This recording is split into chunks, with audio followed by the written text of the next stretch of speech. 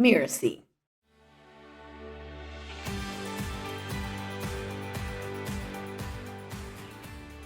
And I do think that in corporations and in environments, sometimes people are not always shining their brightest light. They're hiding their light. I'm Sharon Richmond, and this is To Lead is Human. For more than 30 years, I've run a business called Leading Large. I help C-level executives expand their impact, clarify priorities, engage their organizations, and build cultures of accountability and respect. In this podcast, we help you envision how to supercharge your leadership by introducing you to leaders who lead with intention. I talk with top business leaders who exemplify the principles of leading large. They know that the influence they have as a leader comes with an equal measure of responsibility. These leaders not only deliver stellar value to their customers, clients, and stakeholders, they put priority on building organizations that provide purpose, meaning, and a healthy environment for their employees. We have the chance to learn from the challenges and successes they've experienced on their human journey. My guest today is Marisa Murray. Today, Marisa is an author, TEDx speaker, and founder CEO of Leaderley International. Previously, though, Marisa spent more than 2 decades in business leadership roles, including as a partner with Accenture and as vice president of client delivery at Bell Business Markets. She now leverages her executive experience through her leadership consulting, coaching, and speaking services.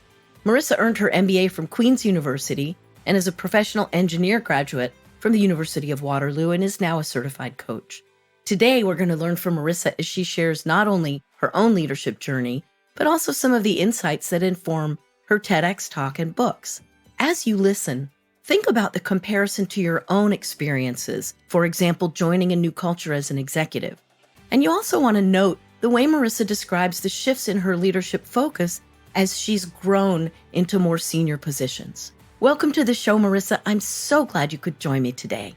Thank you so much, Sharon. I'm happy to be here. So let's just start with a get to know you a little bit. For our audience, can you just describe a little bit about your leadership journey, what roles, high level, and expanding scope of responsibility? Yeah, absolutely. Whenever I get asked this question, I feel like I have to dust off the early days, but I began as an engineer in very technical roles. But even as an engineer very early, I was doing deployments of technologies, which required me to lead teams. I did project management responsibilities. So I very quickly had responsibility for other people or for coordinating other tasks. So I spent, probably the first 5 to 7 years of my career in product engineering and technology type activities. And then I did my MBA and I joined Accenture. And Accenture is kind of a place that requires so much teaming. You're put together, you're formed together as a team. You have to get to know each other quickly. You have to deliver at the client quickly. And then you actually dissolve the teams kind of over and over. So it's a very supercharged environment in terms of being able to collaborate effectively and get a result. And so that was sort of this powerhouse of the requirement to lead others and to coordinate with others. And I spent 15 years at Accenture. And so I made my way up the ranks and I was the partner. I had about 1,000 people working across my portfolio of accounts. And I always think about that time as really, I kind of had my own microcosm of culture within Accenture. I really had responsibility for motivating, creating a vision, helping this team drive and be successful. So that was a very enriching time. Sometimes in the consulting practices, you have a portfolio of clients and you have a team supporting those clients. And so you are kind of an entrepreneur within a large organization. And so that was a really enriching experience. And then I had an opportunity to become a vice president at Bell, as you mentioned. And there again, cross-functional teams, large teams. I grew up sort of with advancing leadership responsibilities and learned, as many of us do. Of course, I had executive coaches, I had leadership development programs, but I also had a lot of school of the hard knocks. Well, I know I am always grateful to hear a little bit about the hard knocks, and especially any of them that kind of helped you clarify what were your own beliefs or principles about leadership. So how would you describe your leadership principles and how'd you get there? Yeah, well, I think part of my passion for work is doing hard things. So I've always kind of gotten excited about how do you fix hard problems? How do you get stuff done? I don't know if that's the engineer in me, but making an impact is really important. And so I would say that my fundamental belief system as I began leading teams was all about results orientation. And so it was always about how do we align with this team around making sure we all know what success looks like, and how do we drive as quickly and effectively as possible towards that success. And so there was lots of the results orientation, although fantastic, was also probably over exhibited early in my leadership. And I guess like many people, as you are responsible for more and more scale, you have two choices. You either can worry about everything and take yourself down because you basically think it's all you, or you can start really thinking about people. And if you are inspiring your people, and if you are picking good people, and if you are taking care of good people. And really, for me, that was the only way for me to scale and continue to be successful with advancing responsibilities, was to change my emphasis from simply trying to get results for my own selfish recognition at one point, right? To collectively figuring out what is everyone's mission and motivators, and how do we maximize the collective intelligence of this team, and how do we create an environment that allows people to do their best work? And so that was a big shift for me. I imagine. And I know from my own experience working in the world of big consulting that it's largely influence driven, because you really have direct supervisory responsibility for teams, but you really don't have per se directive authority over anybody. I mean, really in life, we don't have authority over anyone anyway. Everything we do is leading by influence. So how did you come to understand that? Yeah, well, I agree with you that in any environment, using positional authority is not the best way to get good work out of people. You can get work out of people, but not great work. I think in consulting, though, there is the reality that you actually don't have positional power over people. A place like Accenture, the talent has a lot of options of who to work for, and people can escape you by getting on another project or with another partner pulling them to a different engagement. And so what happens to a lot of leaders in that context is you don't always get great feedback about why people leave or what you're doing. I had to learn that everyone has free will, which is, kind of a good thing to know. And if you want access to the best talent, you have to understand what is the incentive, what is the reason for that person, wanting to work for you. Yeah. I remember when I was more on the junior end of the consulting world that I often had experiences working with partners where I really had no idea why they wanted something done the way they did or what their thinking was behind it. And it definitely created a lot more difficulty in the more junior roles, even the post-MBA roles, which is when I was really starting out there. So I just wonder, what was your formula for creating teams that people wanted to stay on? Let's go that way. Yeah, I think that to answer a little bit of your question, one of the biggest barriers I think that partners have is they get a lot of client interaction. So they meet with the C-suite, they're a trusted advisor to the C-suite. I mean, for my clients, I became kind of embedded in many of the C-suite leaders at my company. So you end up knowing a lot of things that are in your head, and that your team who just flew in for a 3-month engagement, there's no way they can know these things. And also, say they flew in for a 3-month engagement, you are in a hurry from the get-go. One of the things that I learned that I had to do was make sure that rather than that my teams and my leaders had as much client exposure as possible. So a lot of partners shelter them from too much interaction or from certain levels and get a little bit greedy or protective about their relationships. And that was one thing that I did a lot. I tried very hard to expose very junior people to very senior client leadership so that their spidey senses could develop as well. And I kind of learned that myself. I remember on one project, I had not seen the client and I was being asked to do all kinds of, strategic plans for them. And they kept not inviting me to the client. And at one point I said to the partner in kind of a silly way, I was like, am I too ugly? Can I wear it? Is there something, just to hint that it would be really helpful if I got some client FaceTime. So that was something, just making sure that our team really felt like they understood how impactful the work is, that they got FaceTime with senior leadership, and that they also had variety, that they weren't doing the exact same thing that they'd done somewhere else. Because most people go into consulting because they want to do something different. Although they'll have an expertise in an area, they don't want to repeat that over and over and over again. So one of the things you talked about was that sense that we have to jump right in and get right to work. And really, there's this rushed feeling. And I'm wondering, how did you find ways to connect deeply and quickly and still respect the speed requirement? I think that it is a misnomer that we don't have time to sit down as a team and connect. The activities that I started to kind of build under my belt, very early activities, are just so simple and they're so fast.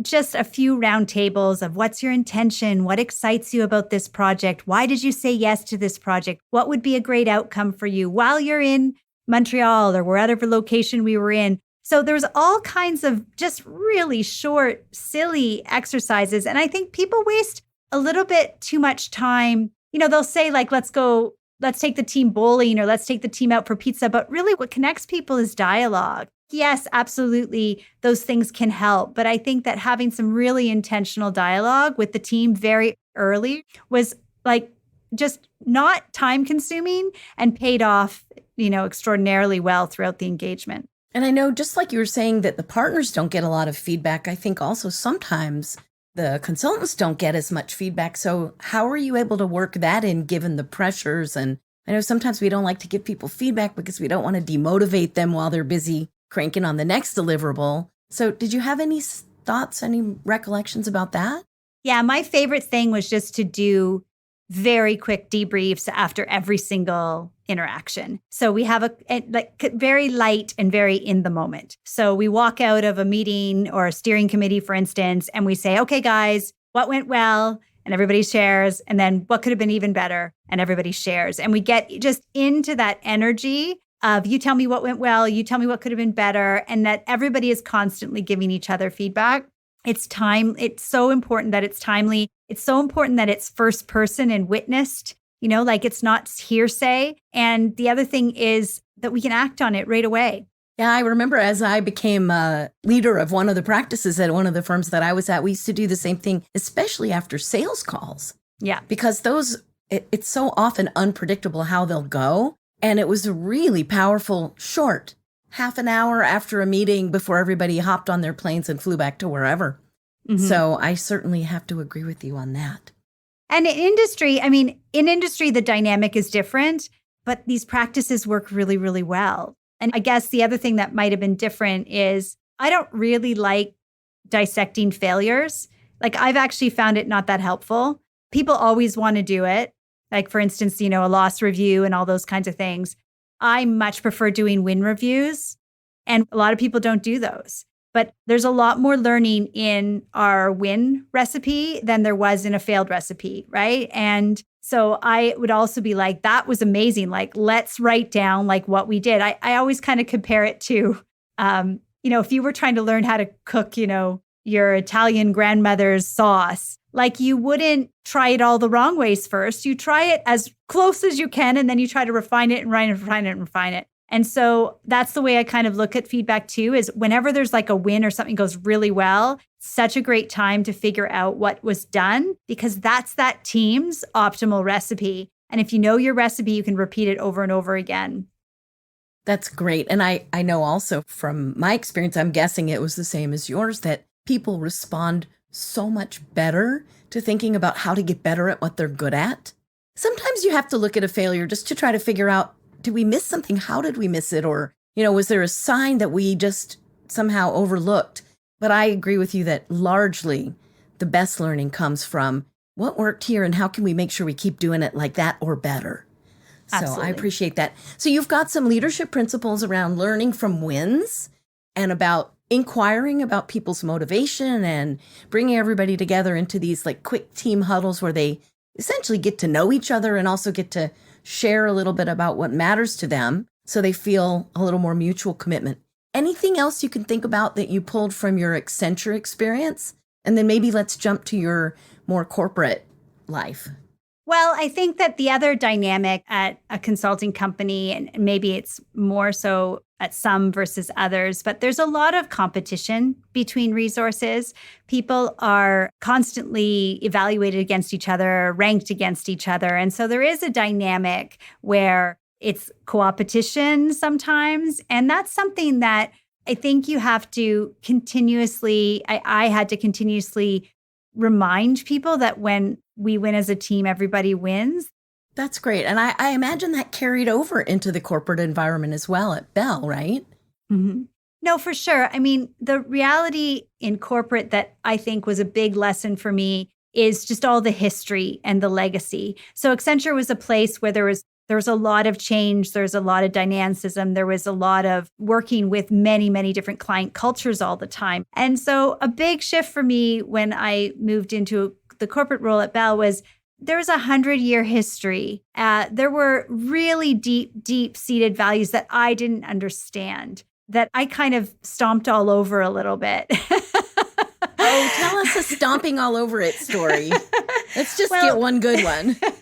Well, one of the things that I look back sort of shamefully is, it was an incredible place for operational excellence. So there was a real commitment to technology excellence. There was a real commitment to process excellence. There was a real commitment to certifications in all kinds of very specific telecom protocol things.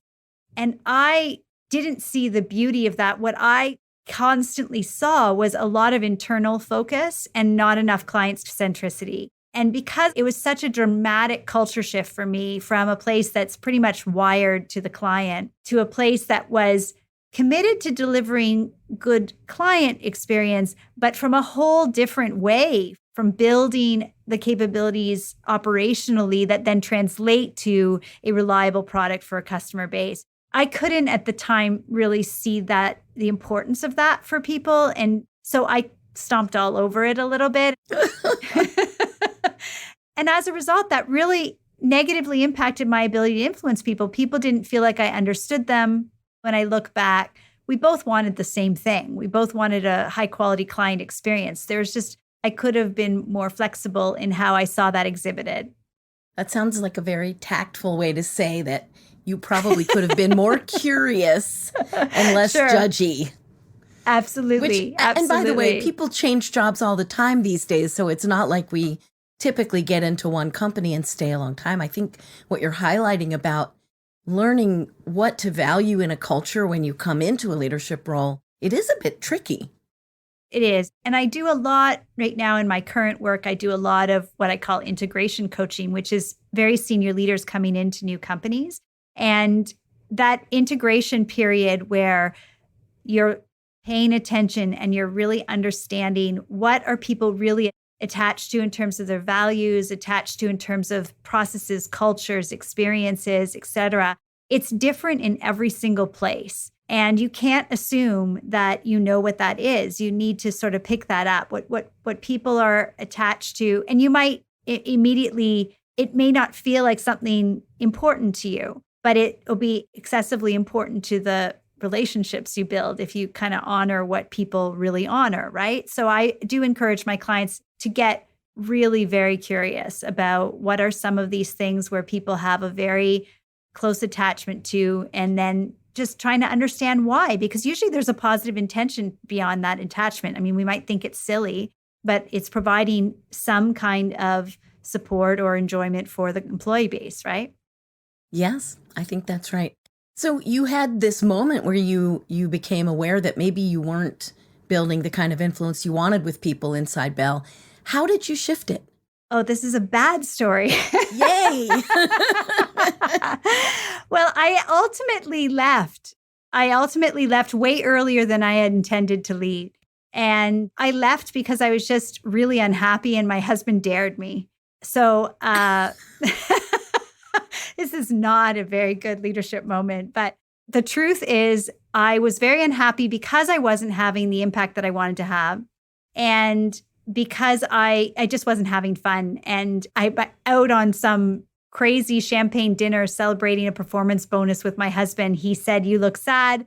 I said, oh, it's okay. I'm going to get my team together and in 18 months, I'll be happy. And he was like, 18 months of our lives, you're going to be miserable. And I was like, well, that's how long it's going to take me to get everything that I want. And he's like, if you're going to be unhappy for 18 months, you should quit. And then I was like, I can quit, which was a bit of a surprise to me because I'd never quit before anyway. It turns out that I decided to make a shift at that point. And it's only through my work over the last, I've been executive coaching now for 8 years. I have an incredible amount of empathy for my clients because I see my experience in them all the time. And it's actually really helped me unpack a lot of these suboptimal leadership moments for myself. So if we could, let's just glean, like if we could go back and wave a magic wand, what might you have tried? What would you maybe have done differently? Or maybe just something that, not differently, but just something else? Yeah, for sure. I would have allowed myself to fall in love with their culture. So I was spent way too much time fighting it in my head. And that was just futile because it's a culture, it's an ecosystem, and there's always good. There's always good in every culture. But if you can't see it, then you can't leverage the good. So for sure, I would have let myself fall in love with the culture. The second thing I would have done is just slow down. I was just in such a hurry to add value and to prove that they made the right choice with me and to have the kind of influence that I had spent 15 years building at Accenture. You know, you expected to have it overnight. And I think that those two things would have made an enormous difference. And I share with my clients that are integrating into new executive roles that there are kind of 3 gremlins that I definitely had myself and that I see in clients that are making the change. And the first is, you know, am I adding value? And you want to add value because you've made this whole change and you want to make sure you can show what you can do. But that gremlin makes you overly anxious and eager and assertive in a way that's a little bit, that's kind of agitating, you know, instead of just being confident that you will add value. But first you got to listen and learn, right? So the first gremlin, the am I adding value gremlin kind of plagued me. The second one is, am I being valued? So then there's this kind of like feeling of we want people to like us, but they don't even know us yet. We haven't done anything yet, but we are moving from an environment where we were well known and well appreciated to an environment where we're unknown. And so I do feel like that gremlin's kind of like, do they even value me? Like, do they even think I'm smart? Like there's a little bit of a monster to manage there. And the third gremlin is, did I make the right choice? And that one is so flicky. It's just annoying. It's just like, you think you have it nailed and then it just pops back up, or you have it's good days, bad days, good afternoon, bad afternoon. It's so flicky. And again, that's very agitating. And so what I encourage people to do is just realize these 3 gremlins are unavoidable. They're going to be in your head, but you want to just make sure you understand which one's kind of talking and driving your behavior in that moment and try to settle them down because they're not helpful. Yeah, that is so, so true. I mean, I think we've had a lot of parallel experiences, so I don't need to go back and repeat that. But yeah, that's really smart. Mm-hmm. I just really appreciate what you were saying about falling in love with the culture. And I know coming from one environment and going to a different one, you think you know what you're getting into, but you kind of don't really ever know what you're getting into. Well, one of the other aspects of the culture is all the interconnectivity of the relationships that you don't know. So people typically, a lot of times you're entering an organization, at least in my case, if you're entering an organization where people have had long tenure, so people are, you know, in the 10, 15, 20-year period, the connections within the organization are like a spider web, right? In terms of who's worked with who and who knows who and who influences who. So there's the org chart, and then there's like the histogram or whatever it is of of past working relationships. And that makes it really easy for people to run around you if they're not in alignment with you. And so I found there's a lesson around, okay, I have this mandate and this view of success that I've bought into and that the recruiting process told me to buy into and that my boss still says I'm supposed to do. But then there's everybody else's version of success that's in play that if I don't align to, they're going to outplay me. I don't even have a fighting chance because I don't know where the secret hallways are. I don't know the labyrinth I'm in. And so that means that alignment is just so much more important than if you're in a regular organization where you inherently have some of those tunnels and slides and hallways and trapdoors yourself. Yeah, I actually really appreciate for our listeners that we're talking about a different kind of company that's got this very long tradition, lots of longtime employees. That's quite different than some of the other guests where we've talked a lot about earlier stage companies or technology companies. So it really helps to take these leadership lessons and pull them from different environments. And that's just really valuable, I think, for folks to hear. Mm-hmm. So when I was getting ready to chat with you today, I went back and re-listened to your TEDx talk about interactive leadership, not interactive, everybody, interactive. And so I was wondering if you could maybe share what were some of the challenges you faced that led you to seek that interactive approach and become clear on it. Maybe you could share some of that? Yeah, no, absolutely. So interactive, just for clarity, is the combination between iterate and action. So it's interactive. What led me to build this framework, and the book basically outlines sort of a methodology, was watching my clients or watching the shift over the last, even decade of the accelerated pace of change. And my clients oscillating between being very reactive and proactive. So I think most of us kind of grew up being like, we're reactive when they're in a crisis and we know how to kind of react to a crisis. And during the pandemic, for instance, everyone became very reactive, right, to what was going on. But we really want to be proactive as good leaders. We want to have plans and we want to make things happen for us. We don't want to have things happen to us. We want to make things happen to us. And so with these two modalities of being either reactive or proactive, I was really feeling the need for a new modality to go into as a leader. And that's this whole idea of iteration. And so what does it mean to be an interactive leader? It means that you are constantly attuning to the current environment, but in a calm and unstressful way. And I'm iterating every single day to the best of my ability. I'm iterating whatever planning window makes sense in that moment, but in kind of a calm, deliberate way. So I was looking for a modality where we could both have high aspirations around, an objective we wanted to have, but that we were pragmatic about what's this chunk that we're really working on right now. Oh, I love that. One of the things that I find myself talking with clients about often, I won't say every week, but very often, is this idea that as a leader, the way you show up, it's contagious. And so I offer for them this mantra, which you remind me of: calm, capable, and curious. And that helps, at least it helps me drop down into my own center, pause enough when there's new data coming in that I can try to make sense of it, but then move quickly enough with curiosity to figure out, is there more? Or is there anything conflicting? Or what might happen next? Or how did we get there? So I really do resonate with what you're saying about that. So I always love to ask folks, the title of the podcast is To Lead is Human. And I wonder, what does that mean to you as a leader? What aspects of your own humanity have you learned to embrace? I love the title of your podcast because when I was naming my company Leaderley, I was obviously thinking a lot about leadership. I mean, Leaderley to me is the biggest compliment you can give somebody, right? I mean, my perspective on To Lead is Human is very similar to, I believe your journey to your best leader is your journey to your best life, your journey to your best human, your journey to your best parent, spouse. It's all about leadership, and our lives are all about leadership. And so I do believe the human experience is about leadership in terms of leading self and then leading others and then leading change. So I think all of those things are about to lead as human.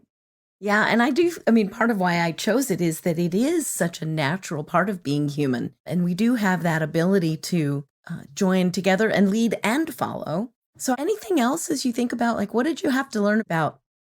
Yeah. I mean, the one piece of employee engagement survey feedback that is burnt into my head was when I was being told I was intimidating. And I was like, that's impossible. I'm 5'2" and I'm very silly. And it was so hard for me to even unpack what that meant for people, how that could be even true. And what I finally realized is that it was kind of tied to this results orientation. I would be, you would give me a goal and I would be running towards it like a bull. And so it was really linked to that characteristic. But I remember I was being debriefed on my employee engagement, and then I'd shared with my boss, like, how's this possible? I'm 5'2". This isn't even possible. He was like, it's not your height. Reflect on what else it is, your intensity or your accountability or your, all those kinds of things. That's why I'm writing my third book, and my third book is about blind spots. And that's why I find blind spots so fascinating, because they are often hidden behind your strengths. And so they're just they're that kind of overexertion of your strengths. And so for me, that was a real blind spot of how could these beautiful characteristics, these beautiful leadership attributes create an experience where I was intimidating to people that I really cared about and wanted to hear their opinions. And it's a great example of overusing a strength becoming a blind spot. What are some of the other kinds of blind spots that you see as typical? So in the book, I basically cover 7 categories. And there's reflection questions that will be in there to help people. But to give you a flavor for what they sound like, some of them are very simple, right? One is just false assumptions. It's just things that you believe, but you're acting on missing information or inaccurate information. Another one is, we sort of hinted at it earlier, is having an unhealthy detachment from things that are sacred to other people. So we talked about that in the context of the culture. But looking for the things that other people are attached to that you're actually unattached to, and realizing that it's unhealthy for you to be unattached to the things that are really important to other people. So there's another category of reflection. Another way to ask that is just like, what does everyone care about that I think is dumb? And then just sort of reflect on, whether that's a healthy attitude towards things that a lot of people care about. Different views of success is another one, right? So what does success look like to me? What does success look like to everybody else? And that's a really nice reflection around to help you uncover. The fourth one is outdated core beliefs. So this is something we've always believed that is no longer relevant. That could be something as simple as, I've got to do it all myself, or I've got to be the expert. And now you're the leader, and that's no longer, but you're still running that outdated belief. Unconscious habits that drive other people crazy, It's a blind spot because you're dismissing the impact on other people. And the final 2 are triggers from past pain. So this is when we've had a problem in the past, and now we think that problem is always coming. So we're always worried about it showing up, and we kind of misdiagnose symptoms. And then it triggers us to behave a certain way. And the final one is what I call mismatch mindsets. And that's really interesting. That's all about, like, when I'm an individual contributor, what mindset do I need to have? When I'm a team member or collaborator, what mindset do I have? And when I'm a leader, what mindset do I have? Because our mindsets kind of have to shift at each of these different levels as well. So sometimes we get stuck in a mindset, and we've moved on to another position. So those are the 7 areas. And in the book, which will come out in the fall, I will cover case studies from each of them to kind of illuminate them. Oh, that will be a wonderful read. I look forward to it when it does come out. You remind me also, there was a colleague, dear colleague of mine, who used to say, often a leader is fighting the last battle they lost. Yeah. Which, for those of you listening, if you're looking to draw some conclusion for yourself, think about, what were the assumptions there? What were the mindsets there? What did you wish would have happened? And is that still driving you in your current or new place, in your new role with your different people, and kind of taking a double look at that? 2 more things I wanted to ask you before we wrap up. The first is, if you were going to give your younger self, when you were at the beginning of your leadership career, some tips on what you should understand that doesn't seem right to you at that stage, what would you say to your younger self? I think one of the things I noticed that I felt was not right is that I wanted everybody to be treated the same, and the same was not the same as everybody being treated fairly. The difference between treating everybody the same and treating everybody fairly, when I was younger, I would get really annoyed by that difference. So a leader would be different to one of my peers, for instance, than they were to me. And I would feel that was an injustice. I think what I would tell my younger self now is that your job as a leader is to maximize the contribution and talent of each individual. And that actually does require a lot of versatility in the way in which you are collaborating with your people. And it is a balancing act to make sure that that's not favoritism. And I guess I would tell my younger self, like, make sure you're getting what you need to be growing and developing as fast as you can. And don't worry about what other people may or may not need being different than you. Yeah, I think that's a really wise thing to think about at any age. I think still there are executives I know, and I'm sure you do too, who are getting their heads around the idea that take something different to bring out the best in different people. And that is a key part of executive leadership, is recognizing what is the secret ingredient for each person that will unlock their genius.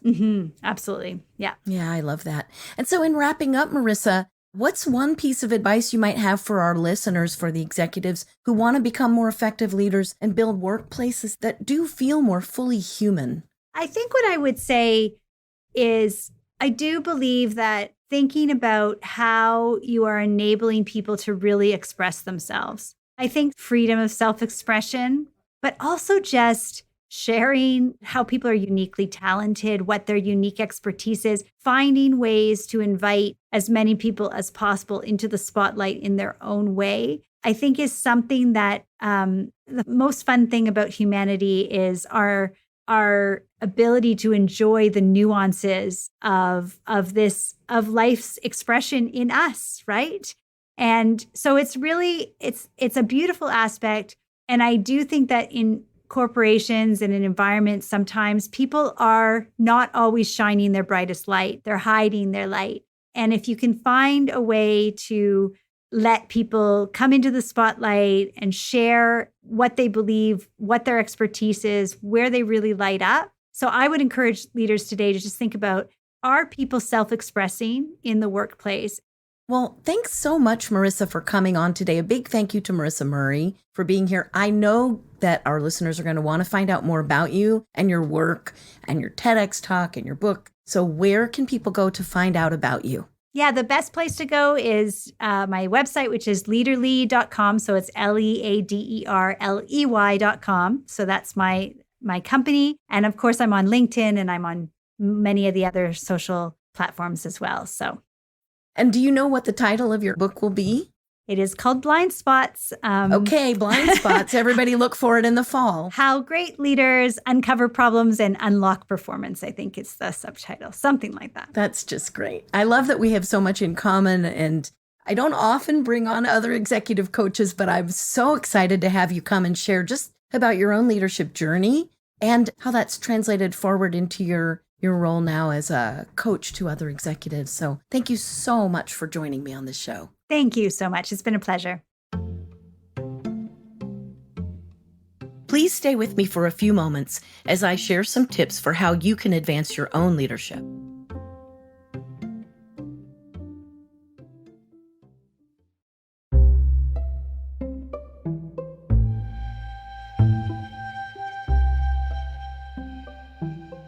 Marisa shared several tips today that are great reminders to all of us, all about patience and making time for the small acts that yield big results for leaders.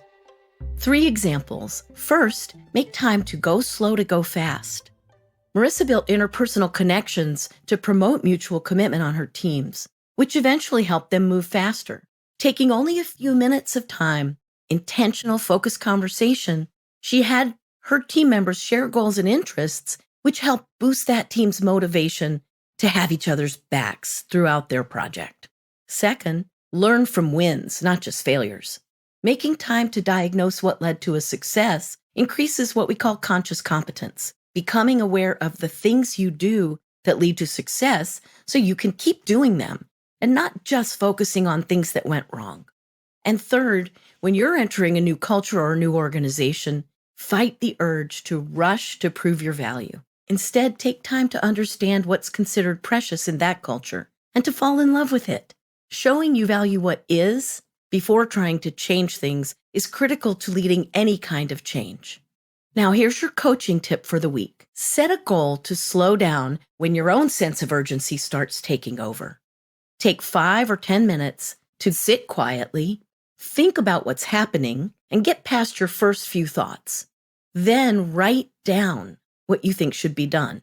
It's important that you write it down. It will help you access your critical thinking, gain clarity, and become more intentional about what next steps to take, rather than just letting yourself act from your gut unchecked.